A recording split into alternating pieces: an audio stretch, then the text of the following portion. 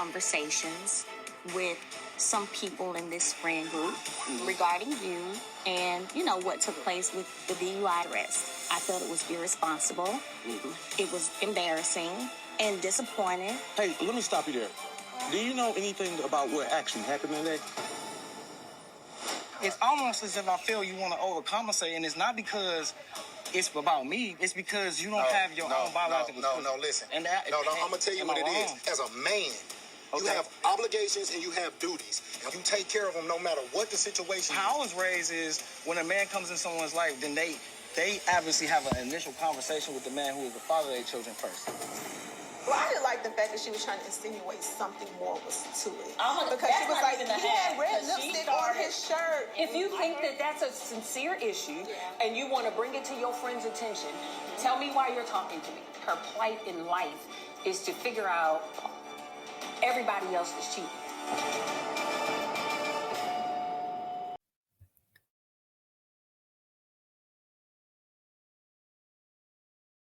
Copyright disclaimer under Section 107 of the Copyright Act 1976.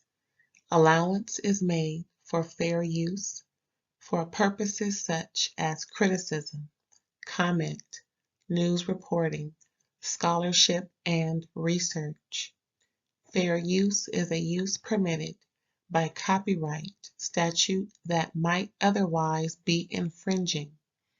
Nonprofit, educational, or personal use tips the balance in favor of fair use. Thank you. Now enjoy the show. Hey, what's up, y'all? Hey, aunties and nuts and everybody else. Thanks for tuning in to another episode of RAERAEs Review, where I'm going to be talking about Love and Marriage Huntsville, Season 9, Episode 8. Yes, Episode 8, Season 9. Full of grown folks conversation. That's what we're gonna have today because we do grown folks over here. We don't do, ain't no kids in a discussion. I mean, we can discuss kids, but we're not technically including them because this is grown folks over here. I cuss, I fuss, and it's just not conducive to what children should be listening to. So if you got kids, you may want to get them out the room or don't let them hear this. But if you do, that's on you. I believe the kids should stay in the kids' place as long as possible and not be included in adult business. But this is not what I'm here to talk about. Before I get into it, Ramona, I just want to say thanks to all my new subscribers. I appreciate you for hitting that button. And if you haven't subscribed, please do so. Make sure the bell is black so that you get all the notifications from me with all of the reviews that I put out, all of the exclusives, everything. I also partnered with my girl, Erin, and we discuss other shows as well. And new shows coming down the pipeline, Tune in. We got, in case you didn't know, if you're new, we got all the Housewives shows. We got Southern Charm on Bravo, Selling Sunset on Netflix. We just wrapped that up. I just wrapped up Reasonable Doubt on Netflix. On Hulu, excuse me. We got the Incredibles, child, not the Incredibles. I was thinking about them earlier today, sorry. The Equalizer with Queen Latifah, the Queen, okay, on CBS. Things coming down the pipeline, especially the OWN shows, and that's why we're here, of course. Love and Marriage Huntsville, Bell Collective. And when Love and Marriage Huntsville DC come through, we're going to tackle that. I'm not a fan of Detroit, so no, thank you. But yeah, we are just pushing things through. And, like I said, exclusives coming through. Has some on, what's his name? Martell and Ariane, some stuff, some stuff on Quad, Married to Medicine. Like I said, we do all sorts of reviews over here. And we're getting into some other things too. So you'll just stay tuned. Now, Love and Marriage Huntsville, y'all. Folks done lost their mind. And I speak my mind because, of course, that's what I do in real life. That's what I do, period. Because, it is what it is.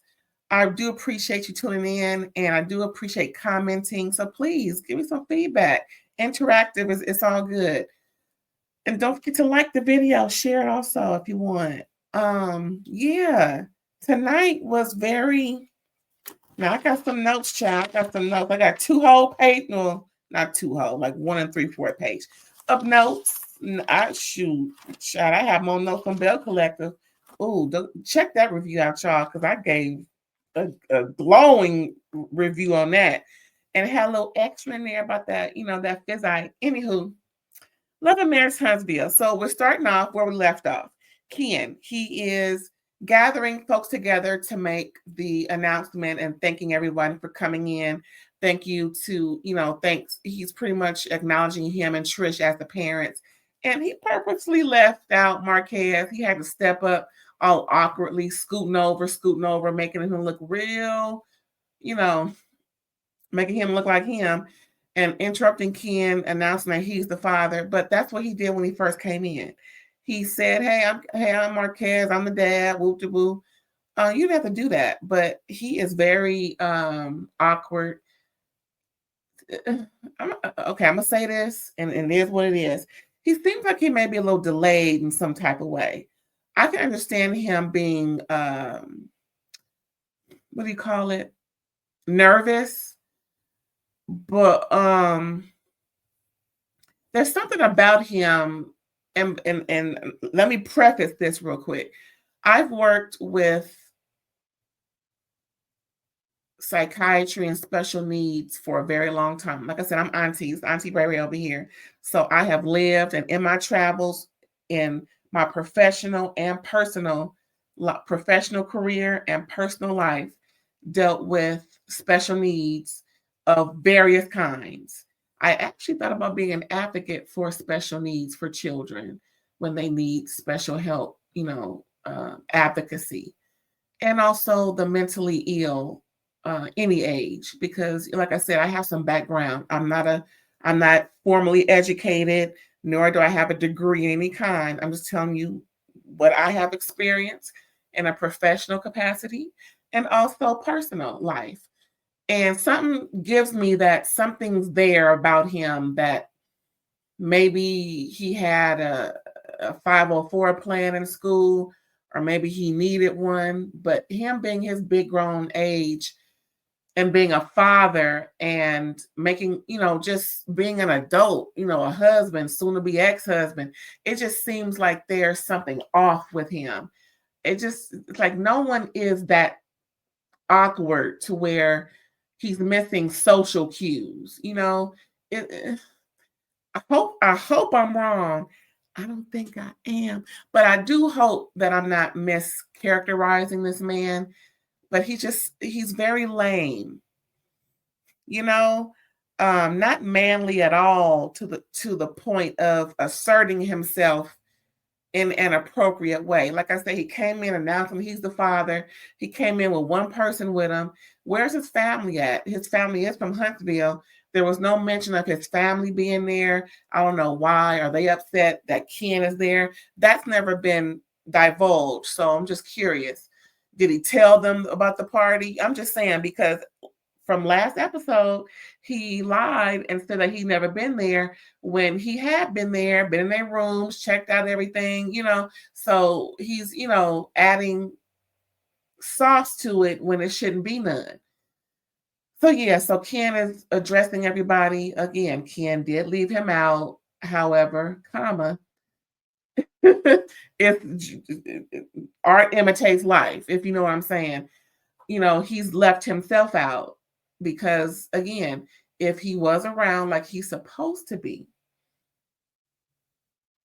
then the kids wouldn't feel the way that they feel about him, according to Trish and Ken, and demonstrated in this episode. Wait till I get to that part. So yeah, finishes his speech. Mel after it was all done, Mel was left with Maurice at the table. They kind of laughed at what was going on with Ken and them, and she was like, "Ooh, child," Everybody said, "Let's kind of get a drink," it was like dispersed.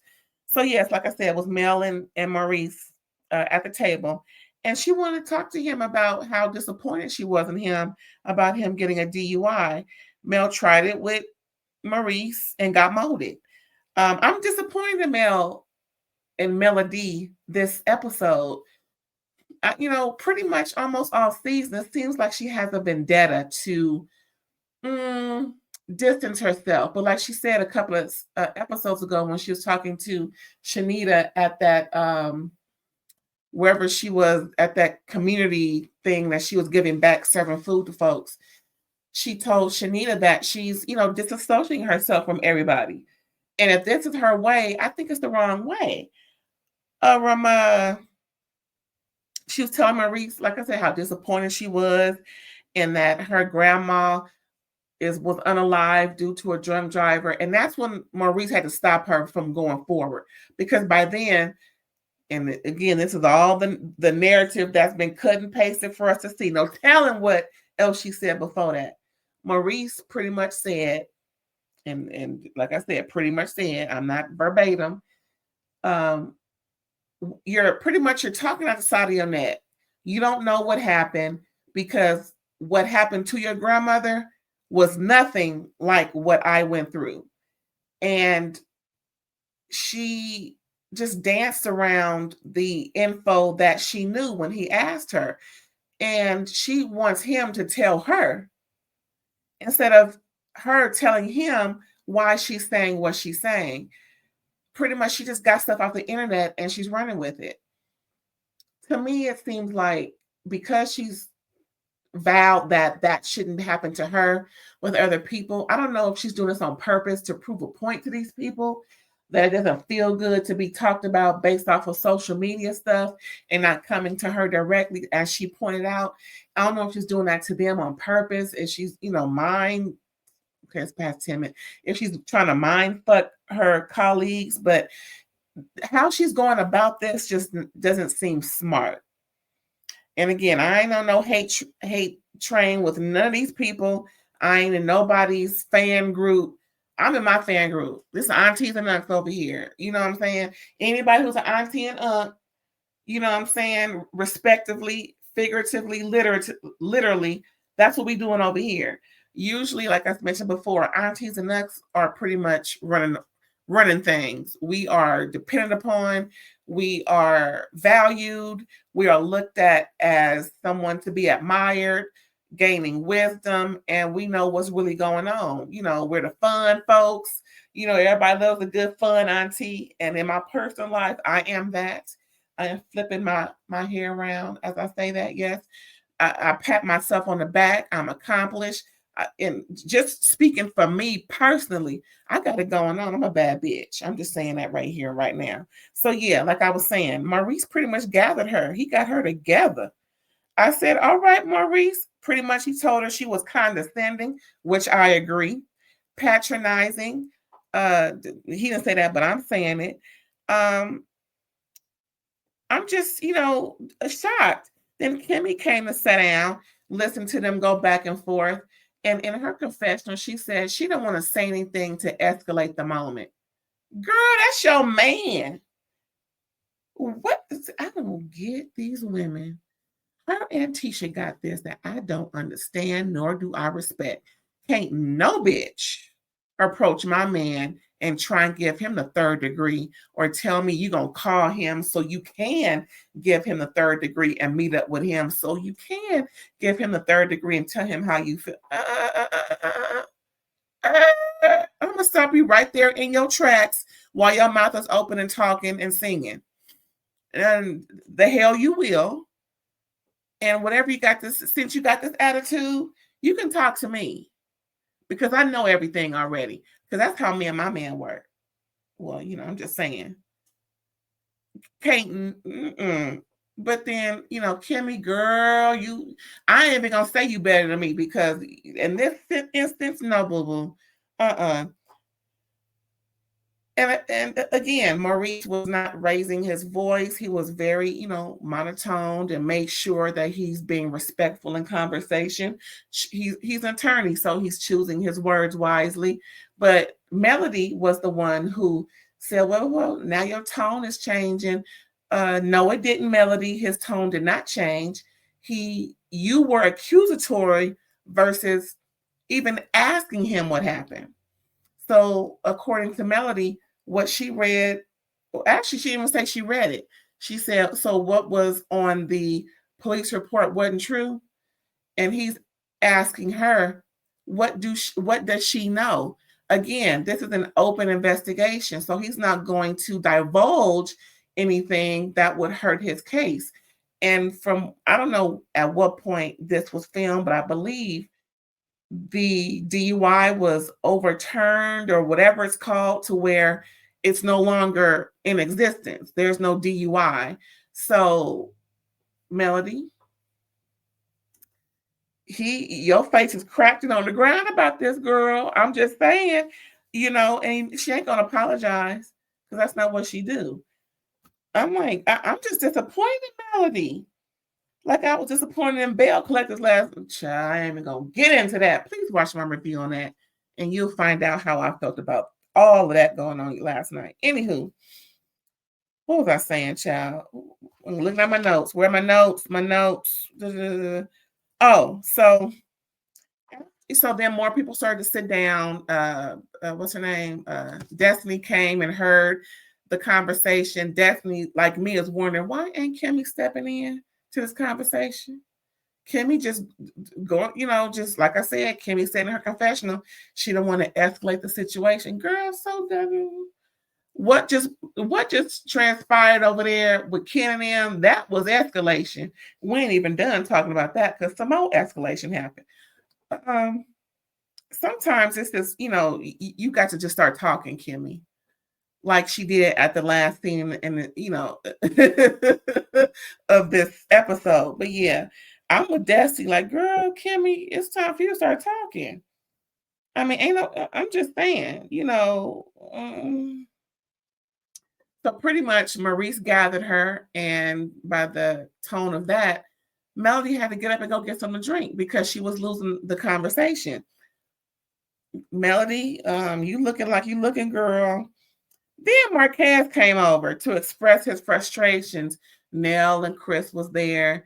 Kimmi and Maurice was there. Destiny and Lance was sitting down.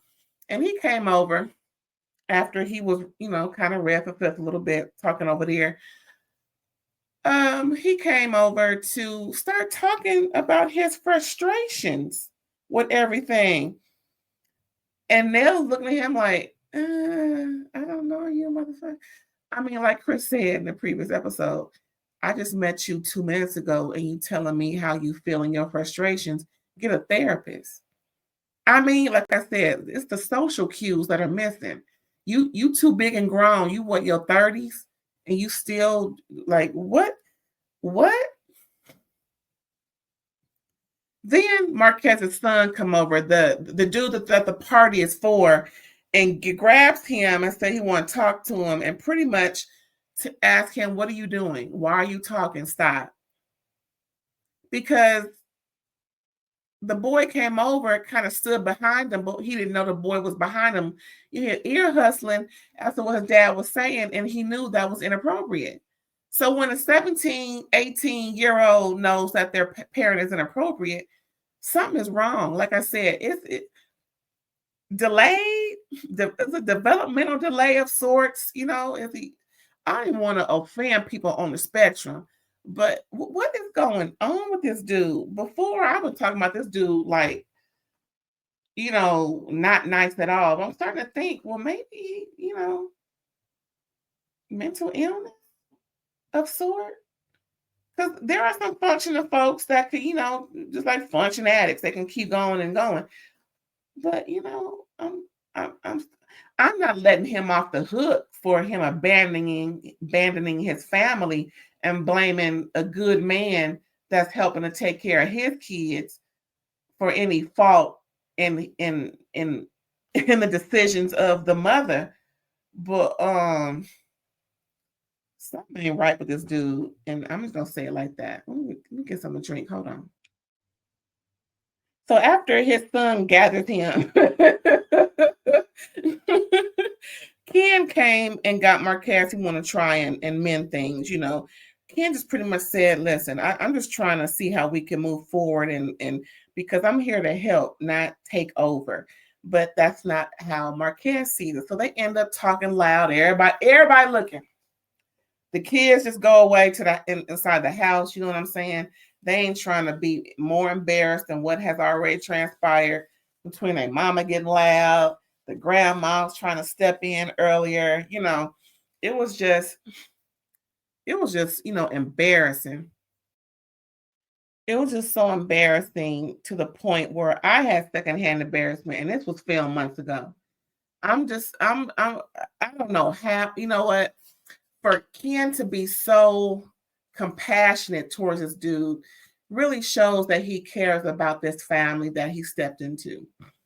And Marques's, mental state is just so unstable. He can't see the forest from the trees.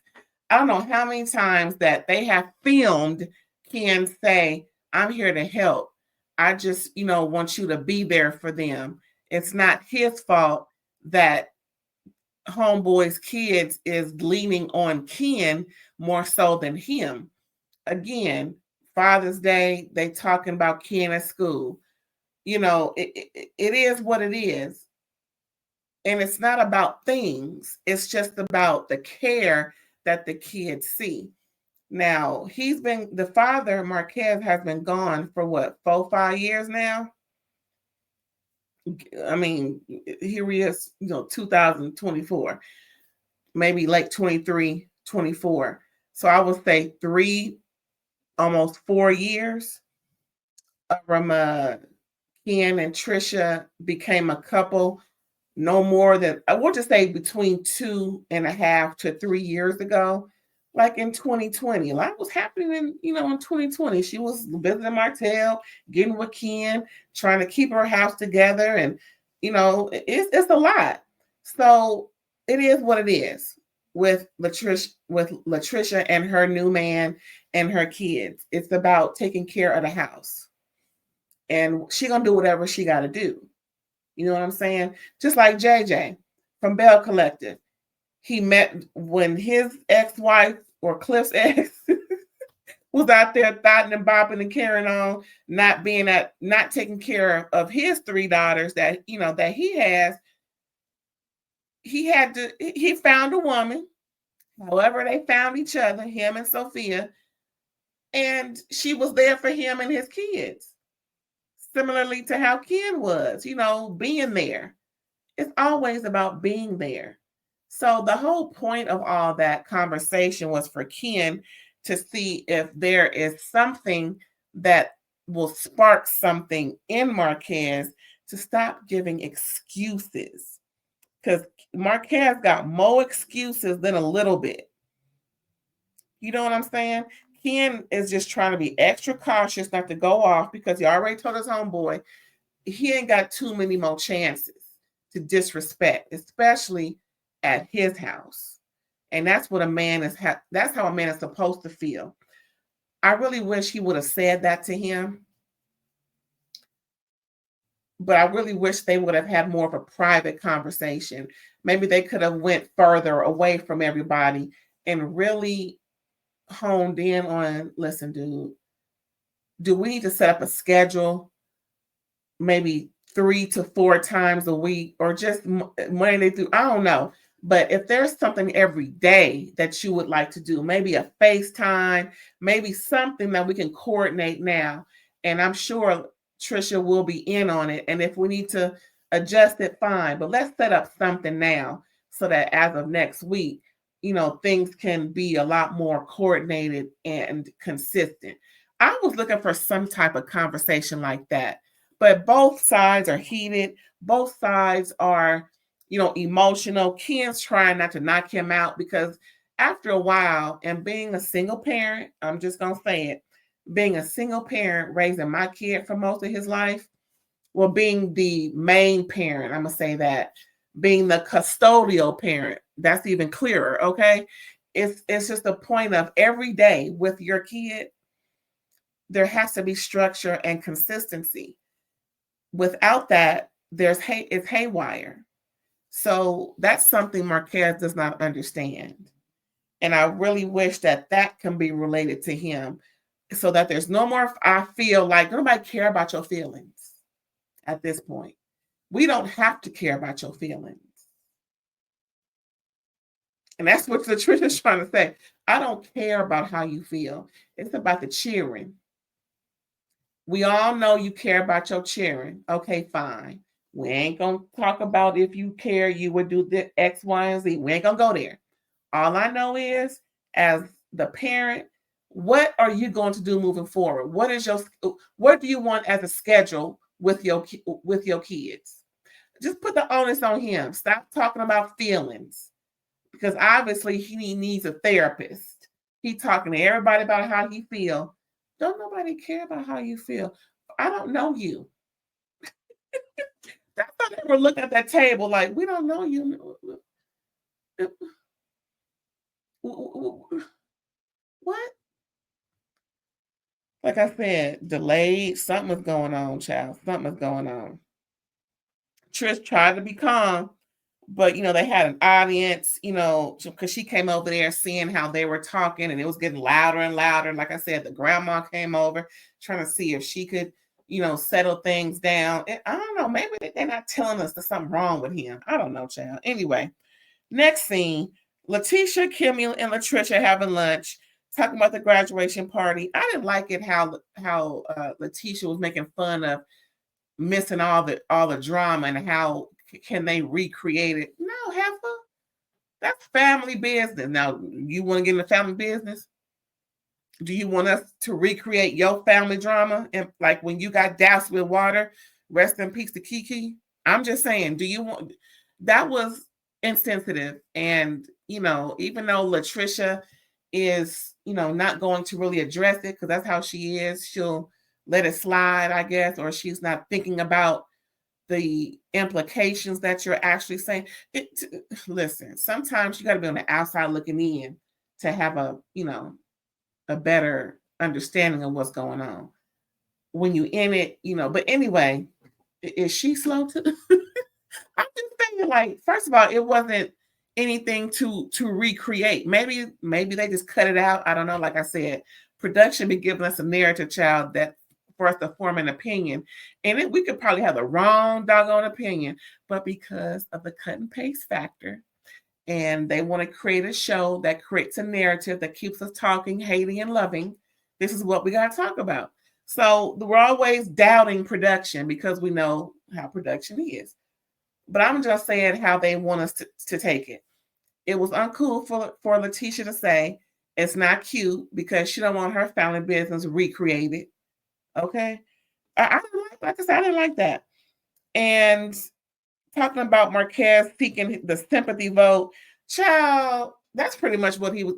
That is a perfect description of him at the graduation. From the time he walked in to the time he walked out of that party, he was seeking the sympathy vote. Every scene, every time he spoke with somebody, no matter who he talked to. Then they start talking about Melody and how she's campaigning to discuss the DUI. When Kimmi brought it up, discussing what happened there, of course, after discussing the stuff with Trish and her family drama. And that's when both Latisha and Latricia mentioned, well, Kimmi already told, all these loves, child. Latisha already told Kimmi what Melody has said about, trying to see about, his lips was red in his mug shot and carrying on and how disappointed she was. And, then Latricia chimed in. She said, yeah, she asked me some questions about it and everything. So Kimmi said, well, why is she asking all y'all? And they mentioned that to me because we spoke first, if I'm not mistaken. So, Kimmi just finds out that Melody's not being genuine with her insinuations and Spanish Inquisition about her man and his DUI. So now she got to read Melody for filth. I know that's right. Rama.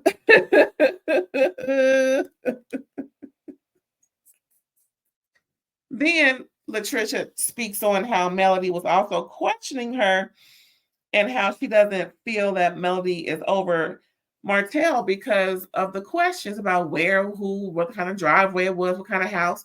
And I'm like, oh. And then Kimmi was like, yeah, she's trying to figure out if you was going to her house. I was trying to figure that out too. Because when I first heard that she went to Martell's house, I'm like, what house? Would he have a house separate from the house he shared with his then wife? Because at that time he wasn't divorced. So, again, Melody could have took the kids somewhere. He having bitches over. That's what folks do. I'm just saying. So, Kimmi points out the hypocrisy, as well as Latisha in her confessional. Pretty much Kimmi is saying, Melody is using social media fodder against people when she explicitly instructed people meaning Kimmi and everybody on this cast, not to do that with her. There is a hypocrisy going on. And again, I wonder if Melody is doing this on purpose so that she can show people how they do her. It just seems like that's, because she get it from her mama. It is what it is. Just like how her mama did Mark wrong with all those fake accusations and yada yada, because he embarrassed her and telling folks that she paid for his child support, and she was sending him screenshots of possible Vanessa Scott with these Coke bottles and care. I mean, listen. All I know is what is presented to me. How it's presented to me, wherever it's presented to me, wherever I see it is what it is. People put stuff out there for reactions. So these are reactions. And how what's her name, Melody, put this out there. I mean, child, wait till we get to the end. Anywho, that was pretty much it. That was it with that scene. Next we see Nell, and she's fencing with her man. I never knew Black people fenced. No, I'm not that crazy. But yeah, I remember this past Summer Olympics 2024, there was some fencing going on. It was like a whole group of different wait, let me start over. There was a whole type of different people in these different games that I've seen before. It wasn't until this summer that I saw, like I said, Black people fencing, more Black people doing certain sports that we never really saw before. And that's fine. Inclusion. That's all I'm saying. We need to see everybody in there. Letter folk, all sorts of folk doing, because it ain't just one type of demographic doing things. Inclusion is necessary in every form of fashion, because it damages the whole construction of racism and socialism that only wants to elevate a certain demographic of people. You know what I'm saying? We have to include everybody because everybody's doing it. Hello? Whew. Where was I at? Oh yeah, the fencing. So Nell won the fencing game between her and Chris. Chris always want to bring up something. It's like he's a third year executive producer. He gonna always bring up some tea and that we didn't know about, or he just wants to, include himself, make sure that they gonna stay on this show, child. This part was real touching because I like Nell and Chris. I don't believe that she was ever a side chick. Like I said, he was out the door. It was over between him and his ex-wife.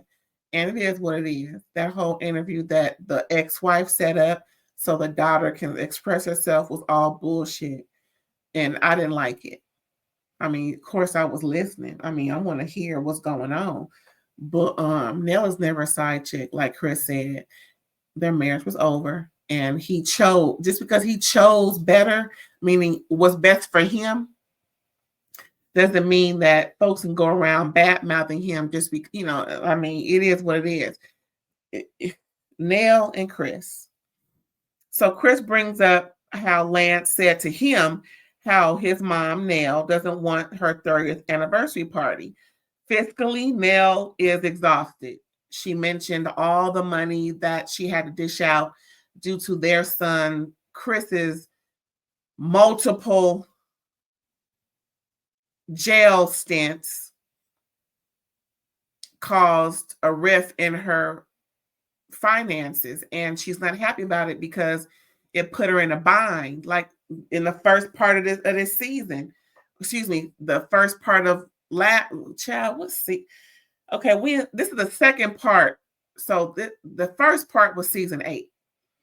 So in season 8, we discovered how Nell was really up. Well, actually, shoot, season 7, if you want to be technical about it, when we first was introduced to all of this with Nell and her family, with the family. We knew Nell and Chris prior to season 7. But just, knowing about all of the money that she wished she could get back, finding out now was confirmed that she's looking at the future and it looks bleak because the money that she had prior to spending it on bailing out and doing things for her grown son has, put a damper in the festivities. Chris was like, well, it ain't just your money. She's like, I know that, but as a woman, just to know my money is gone. You know what I'm saying? It's devastating. That's her child, and how she feels about her child and being in police custody. I want my child out too. I'm just saying. Getting arrested, but again, if you fit the description, how about changing how you look? Maybe that'll help. Changing what's going on in your life. But still, that's her child. I don't care how old the child is. That's her. Every mama feels like her grown ass kid is her baby. I do. Mine's 26. That's my baby. And that's how loving, nurturing, unconditional love of mothers, that's how it is with us. When we hear about what our children go through and we want to just help them, that's just how it is. And I think they're the same age. Anyway, just knowing how I feel about mine, I would probably be, if those were the similar, I would probably be in the same boat because I want my child safe and out of the way of them folks. You know what I'm saying? It is what it is, but I'm getting too long-winded. Let me go on with this because we're going to be here an hour, child. But like I said, Nell is fiscally kaput. Not that she's broke, but she sees that it's dampering her wishes for a bomb 30th. And then she went on to mention, and they had a montage, right, of her talking with Lance about how her 25th anniversary couldn't be celebrated like she wanted because her mom was dying at that time. And she really wants her mom around. She misses her mother. So on top of being fiscally spent, missing her mom, still grieving for her mother, she's just tired. Like she said, told Chris, she's tired of crying. She's tired of being upset. She's tired of just going back and forth about this. She's just tired with it all. And she'd rather not be constantly reminded about the hurt behind her mom not being here and not wanting to celebrate like she wants because she lost a lot of money behind her kid who has yet to pay her back and who recently was asking for more money. So, girl, ooh, child, I get it. It's like, damn. I get it. And any more money helps. Being on this show, if any more money can come through, please do. I get it. I don't blame her. She appeared on Bell Collective. She appeared on, of course, she's on this show. You know what? I would love to see Nell and Chris on Dancing with the Stars together. Not dancing together, but because they're so active. And we just saw them doing some dancing on, in different episodes. And from what I hear, I haven't seen yet, but from what I hear, Chris is on the gram dancing all every chance he get. I would love to see them on Dancing with the Stars of course, dancing with their respective professionals, but on the same season, and just root for each other. Oh, if anybody from Dancing with the Stars is listening, watching, listening, or anybody who knows anybody connected with booking, go get Nell and Chris. Come on, go get them. Just them, nobody else from the show. Just Nell and Chris. That would just be too cute. Anywho, so that was it, for them. And Chris vowed to say, listen, we gonna do this thing. And for what I see in future episodes, they have a great 30th anniversary party. So we're gonna find out what happened. Chris just told her she's beautiful. Don't feel like that. I love you. And he pretty much bigged her up. She is accomplished. She is all that in a bag of chips, as any loving husband should and would.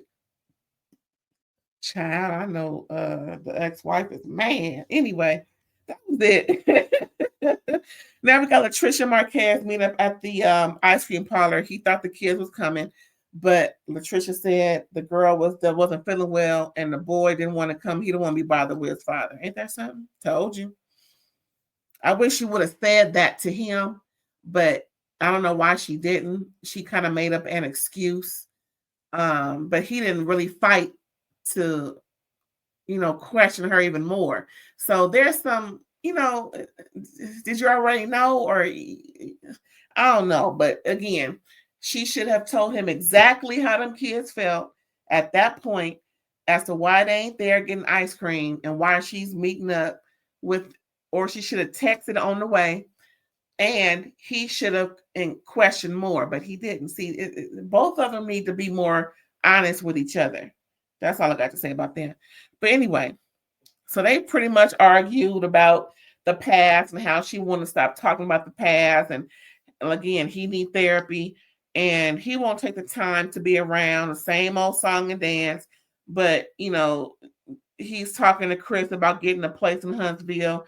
She don't see how he can do that financially. Girl, that ain't your business. But I see why she's doubting it, because how can he do it if he ain't got enough money already? If they giving him money for gas and carrying her. Listen, girl, that ain't your business. If he said he gonna do it, just wait for him to do it and then bring it up to him. Okay, so what's up with you moving? Is there a timeline I need to coordinate with you? You know what I'm saying? Put the onus on him. He said it, so let him figure that out. Don't even worry. I wouldn't even say nothing about she don't see how he can. Girl, who cares? Like you said, you don't care about the past. You just want to see what's up with him and his kids. And child, see, folks' emotions is in the way. Like Melody tried to insinuate at the graduation party, she arguing with him too much. I think she still got feelings. And then somebody said, "Oh, like you arguing with Martell after the fact," and Melody's like, "No." Well, I mean, Anywho, here we go. Kimmi met up with Mel. Here we go. Y'all ready? She confronts Melody on all the implications that Melody is saying to Latisha and Latricia and anybody else who will listen, but not discuss with her. Melody refuses to discuss it, saying, well, you heard it from Latisha and Latricia. Let that be your guide. What? See, boy, Melody Cherie. Like I said, Melody is playing with folks this season. I am convinced after this conversation, I am convinced. I could be wrong. I hope I am. But I am convinced that Melody is playing with these people, trying to put how she felt to make them feel how she felt, just so she can play with folks. So just like she played with Latricia during that conversation, and her admitting to playing with Latricia, giving her the Spanish Inquisition about where she met Martell, what house, what time of the year, what month, girl. Kimmi pretty much was hot as fish grease. Kimmi twice said it's not cool, and to act cavalier and dismissal of my inquiry is just not right. Kimmi asked Melody a direct question on how is she so convinced with her insinuations, warranting all of this about the lipstick Like, what do you have any information for me as the wife? As you know, what do you need to tell me? Because you said it to everybody else but me. And again, Melody was like, I'm not gonna say nothing to you because you already got the information from so-and-so. Child, Kimmi was bothered. And I just can't believe Melody took that route. Girl, I ain't even gonna say Kimmy's better than me because I would have she would have told me that day. It would have been a conversation of all conversations. You know what I'm saying? I would have just kept on and kept on until she was just tired of me asking her. Or if she want to walk out, I will just keep asking her until she got into her car. What you're not gonna do is play with me. That's what you ain't gonna do.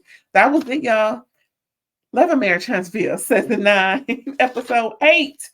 I can't wait for Episode 9 and 10. How many episodes left on this show, child? Woo! That was it, y'all. I'm done. I'm about to finish sipping on my Sir Davis that's been sitting here waiting on me ever since I started this. And chill. Well, thanks again for tuning in. I appreciate it so much. And we are on the road to 500 subscribers. Yes. Have a good time, y'all. Catch you next time. Bye.